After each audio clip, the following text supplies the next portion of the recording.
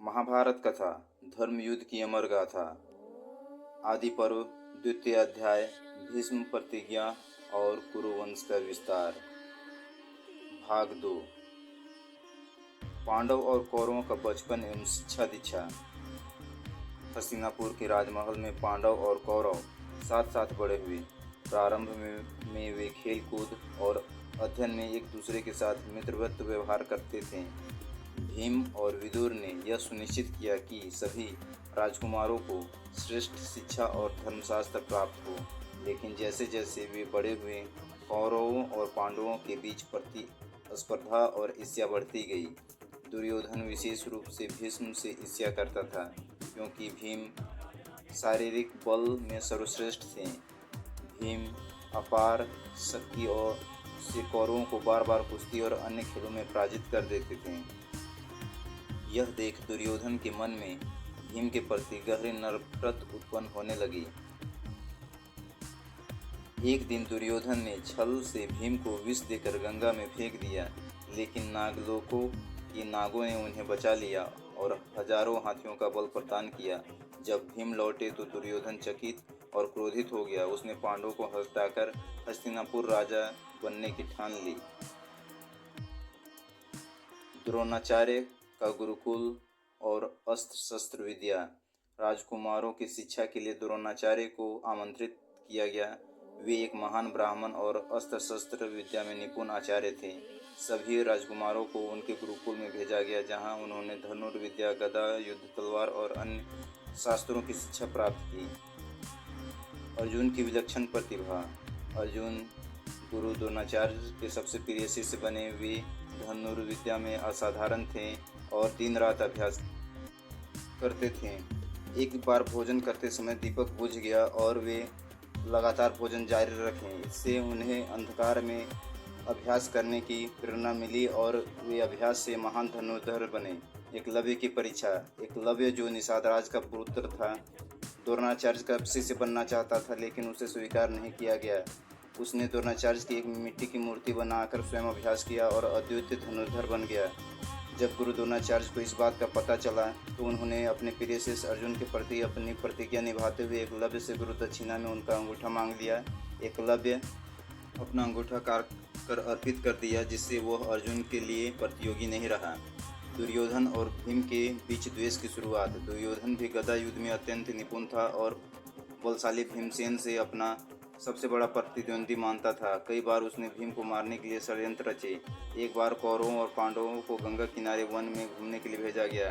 वहां दुर्योधन ने छलपूर्वक भीम को विष देकर गंगा नदी में गिरा दिया, लेकिन नागलोक के नागों ने भीम को बचा लिया और उन्हें हजारों हाथियों का बल प्रदान किया। जब भीम लौटे तो दुर्योधन चकित और क्रोधित हो गया। उसने पांडवों को हटाकर हस्तिनापुर का राजा बनने की ठान ली। द्रौपदी का जन्म एक दिव्य कथा। द्रौपदी का जन्म महाभारत की सबसे रहस्यमयी और चमत्कारिक घटनाओं में एक है। उनका आगमन केवल एक साधारण राजकुमारी की तरह नहीं हुआ, बल्कि वे एक विशेष उद्देश्य के लिए पृथ्वी पर अवतरित हुई। उनकी कथा राजा द्रुपद और कठोर तपस्या, उनकी पीड़ा और यज्ञ के चमत्कारिक परिणामों से हुई है।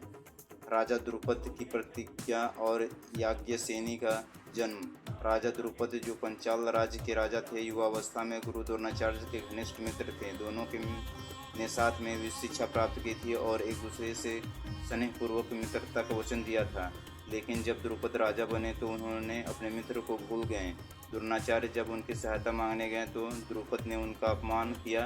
राजा और दरिद्र ब्राह्मण की मित्रता संभव नहीं, ऐसा कहकर अपमान किया। इस बात का अपमान का बदला लेने के लिए द्रोणाचार्य ने अपने शिष्य अर्जुन से द्रुपद पर आक्रमण करवाया। अर्जुन ने राज्य जीतकर द्रोणाचार्य को समर्पित कर दिया। तब राजा द्रुपद ने ठान लिया कि यज्ञ से वे एक ऐसा पुत्र उत्पन्न करेंगे जो द्रोणाचार्य का वध कर सके। ऋषियों की सहायता से एक विशेष यज्ञ करवाया गया, जिसे पुत्रश्रेष्ठ यज्ञ कहा गया। यज्ञ से उत्पन्न दो दिव्य संतानें, धृष्टद्युम्न और द्रौपदी। यज्ञ की अग्नि से सर्वप्रथम एक दिव्य बालक प्रकट हुआ जो संपूर्ण युद्ध कौशल से संपन्न था। उसका नाम धृष्टद्युम्न रखा गया और यह भविष्यवाणी हुई कि वह द्रोणाचार्य का वध करेगा। इस बार अग्नि से एक सुंदर, तेजस्वी और अलौकिक स्त्री प्रकट हुई। उसके जन्म लेते ही आकाश से पुष्प वर्षा होने लगी और और चारों दिशाओं में सुगंध फैल गई। इस कन्या को देखकर सभी चकित हो गए। उसकी कांति अग्नि के समान थी। वे किसी साधारण मानव की कन्या नहीं लग रही थी। जन्म लेते ही आकाशवाणी हुई, यह कन्या समस्त क्षत्रियों के लिए विनाश का कारण बनेगी। यह वीरता, सत्य और नारी की गरिमा के प्रति उत्तरदायी होगी। इसका भाग्य अद्भुत और रहस्यमय होगा। इस दिव्य कन्या का नाम याज्ञसेनी रखा गया, क्योंकि ये यज्ञ से उत्पन्न हुई थी। द्रौपदी का पालन पोषण और उनकी अद्भुत विशेषताएं। द्रौपदी का लालन पालन राजमहल में हुआ, लेकिन वे साधारण कन्या नहीं थी। वे बचपन से ही बलशाली, आत्मनिर्भर और बुद्धिमान थी। वे केवल एक सुंदर राजकुमारी ही नहीं, बल्कि एक योद्धा भी थी। वे शस्त्र और नीति विज्ञान और धर्म तथा न्याय दोनों को सर्वोच्च मानती थी। द्रौपदी में अद्भुत तेजस्विता थी। उनका रूप और गुण इतना प्रभावशाली था कि वे जहाँ भी जाती, लोग उनकी ओर आकर्षित हो जाते। उन्हें भली भांति ज्ञात था कि वे केवल एक राजकुमारी नहीं, बल्कि एक उद्देश्य के लिए जन्मी है।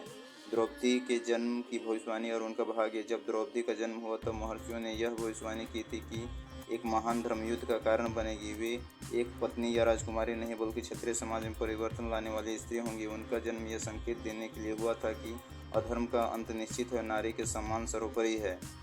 बचपन से ही द्रौपदी को यह एहसास था कि उनका जीवन साधारण नहीं है। वे एक व्यक्ति की नहीं, बल्कि उनका विवाह विशेष परिस्थितियों में होगा और 5 वीरों की अर्धांगिनी बनेगी। द्रौपदी और महाभारत की कड़ी। द्रौपदी का स्वयंवर एक ऐतिहासिक घटना बना, जिसमें अर्जुन ने मत्स्य वेद का वर्णन किया।